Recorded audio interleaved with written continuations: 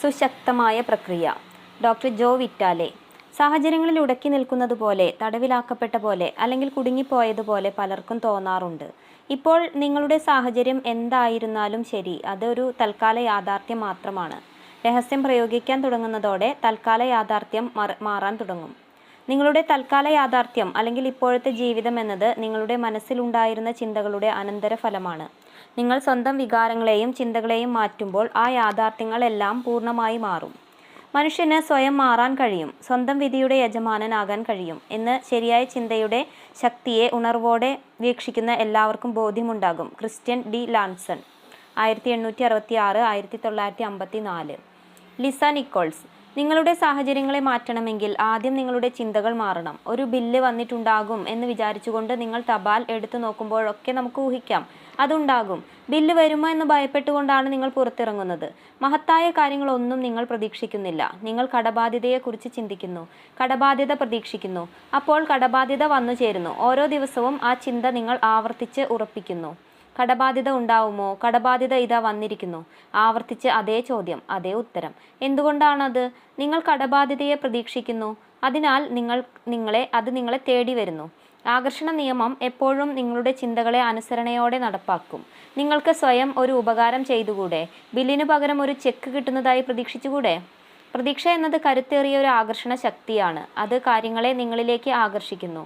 Bob Proctor പറഞ്ഞതുപോലെ മോഹം നിങ്ങളെ മോഹിച്ച വസ്തുവുമായി ബന്ധപ്പെടുത്തുന്നു. പ്രതീക്ഷ അതിനെ നിങ്ങളുടെ ജീവിതത്തിലേക്ക് കൊണ്ടുവരുന്നു. നിങ്ങൾ ആഗ്രഹിക്കുന്നതിനെ പ്രതീക്ഷിക്കുക, നിങ്ങൾ ആഗ്രഹിക്കാത്തത് പ്രതീക്ഷിക്കാതിരിക്കുക. James ray. മിക്കവാറും ആളുകൾ അവരുടെ ജീവിതത്തിൻ്റെ ഇപ്പോഴത്തെ അവസ്ഥയെ നോക്കി സ്വയം പറയും, ഇങ്ങനെ ഒരാളാണ് ഞാൻ പറയുന്നു. ഇപ്പോൾ നിങ്ങൾ ആ ആളല്ല, അത് നിങ്ങൾ മുൻപ് ആയിരുന്നതാണ്. ഉദാഹരണത്തിന്, നിങ്ങളുടെ ബാങ്ക് അക്കൗണ്ടിൽ ആവശ്യത്തിന് പണമില്ല, അല്ലെങ്കിൽ നിങ്ങൾ ആഗ്രഹിച്ച ഒരു വ്യക്തിബന്ധം നിങ്ങൾക്ക് കിട്ടിയില്ല, അല്ലെങ്കിൽ നിങ്ങളുടെ ആരോഗ്യസ്ഥിതി അത്ര മെച്ചമല്ല എന്ന് കരുതുക. യഥാർത്ഥത്തിൽ നിങ്ങളുടെ ഇപ്പോഴത്തെ അവസ്ഥയല്ല അത്. കഴിഞ്ഞ കാലത്തെ ചിന്തകളുടെയും പ്രവൃത്തികളുടെയും പരിണിത ഫലത്തിൻ്റെ അവശിഷ്ടം മാത്രമാണ് അത്. നമ്മളൊക്കെ ഭൂതകാലത്തിലെ ചിന്തകളുടെയും പ്രവൃത്തികളുടെയും ശേഷിപ്പുകളിൽ ജീവിച്ചുകൊണ്ടിരിക്കുകയാണ്. നിങ്ങൾ ഇപ്പോഴത്തെ സ്വന്തം അവസ്ഥയുടെ അടിസ്ഥാനത്തിൽ നിങ്ങളെ തന്നെ നിർവചിക്കുകയാണെങ്കിൽ അതിനേക്കാൾ മെച്ചപ്പെട്ട മറ്റൊന്നും ഭാവിയിൽ പ്രതീക്ഷിക്കാനില്ലാത്ത ദുരവസ്ഥയിലേക്ക് സ്വയം കൊണ്ടെത്തിക്കുകയാണ്. നമ്മൾ എന്താണോ അതെല്ലാം നമ്മുടെ ചിന്തകളുടെ ഫലമാണ്. ശ്രീബുദ്ധൻ, 563 BCE 483 BCE.